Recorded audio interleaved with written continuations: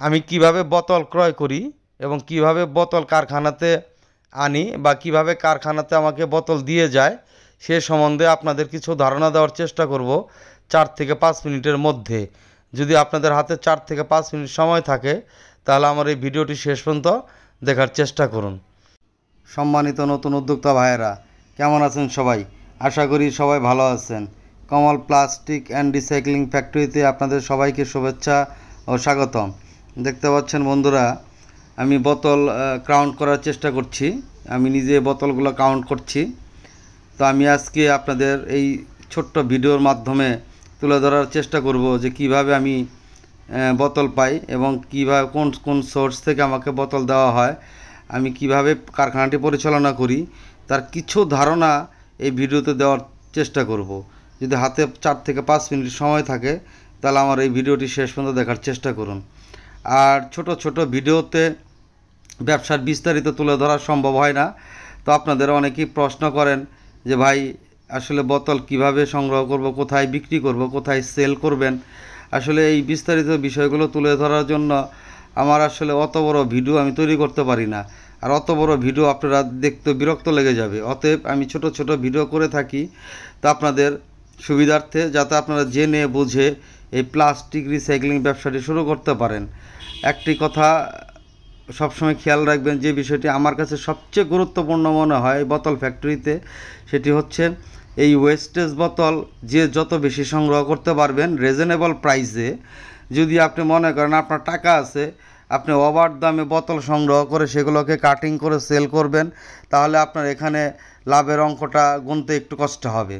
অতএব এই বিষয়গুলো, ছোট ছোট বিষয়গুলো মাথায় নিয়ে যদি যারা প্লাস্টিক রিসাইক্লিং ব্যবসাটি শুরু করবেন তারা খুব ভালো করতে পারবেন। আর আমি সবাইকে এই ধারণাগুলো দিয়ে থাকি একটি কারণে, কারণ আমি যখন প্লাস্টিক রিসাইক্লিং ব্যবসাটি শুরু করি আমি এই ধারণাগুলো কারোর কাছ থেকে বিন্দুমাত্র সহযোগিতা বা হেল্প বলেন, যেটাই বলেন, আমি কারোর কাছ থেকে কোনো ধরনের সহযোগিতা আমি কারখানা শুরুতে পাইনি। সে জায়গা থেকে আমি চিন্তা করেছি যদি আমি কখনো প্লাস্টিক রিসাইক্লিং কারখানাটি গড়ে তুলতে পারি, আপনাদের সেই দোয়া এবং ভালোবাসায় আজকে কমল প্লাস্টিক অ্যান্ড রিসাইক্লিং ফ্যাক্টরি একটু একটু করে বেড়ে উঠছে। তা আমি চাই এটা আপনাদের সঙ্গে শেয়ার করার জন্য। আপনারাও যেন খুব ভালো পরামর্শ নিয়ে এই প্লাস্টিক রিসাইক্লিং ব্যবসাটি শুরু করতে পারেন। নিঃসন্দেহে প্লাস্টিক রিসাইক্লিং ব্যবসাটি খুব ভালো ব্যবসা, কিন্তু এখানে আপনাকে জানতে হবে যে কোনো বিজনেসই আপনার পূর্বের অভিজ্ঞতাটা খুব জরুরি প্রয়োজন। আর এই বোতল রিসাইক্লিং বিষয়টি আপনার জরুরিভাবে আমি মনে করি আপনাদের সবারই নলেজে থাকা উচিত। যদি আপনার মাথায় থাকে কিভাবে বোতল সংগ্রহ করবেন, কিভাবে এগুলো কোন সোর্সে বিশ্বস্ত মাধ্যমে সেল করবেন নগদ টাকায়, সেই বিষয়গুলো যদি আপনারা ব্যবসা শুরু করার আগেই এটা যদি আপনার ধারণা থাকে তাহলে খুব ভালো করতে পারবেন। আমার মতো এই এত হুসুট খেয়ে যেন আজকে এইখানে না আসতে হয়, কারণ আমি আমার ব্যবসার বাস্তব অভিজ্ঞতা থেকে বলছি।